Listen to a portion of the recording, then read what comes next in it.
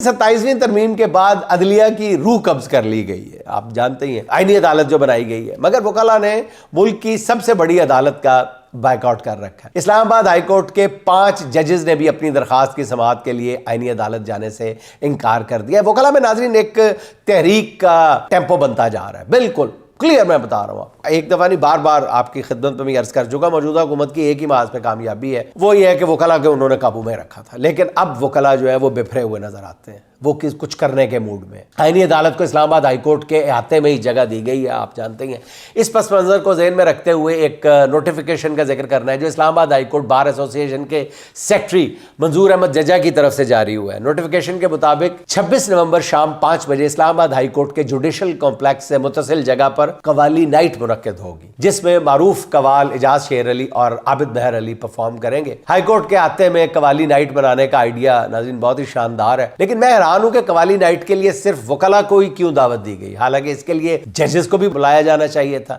خاص طور پر آئینی عدالت کے ججز کو تو ضرور بلانا چاہیے تھا، وہ بالکل فارغ ہے، بلکہ یہ قوالی نائٹ تو ہونی ہی ان کے اعزاز میں چاہیے تھی۔ اور دوسری بات یہ ہے کہ اس قوالی نائٹ کے لیے سب سے اچھی جگہ تو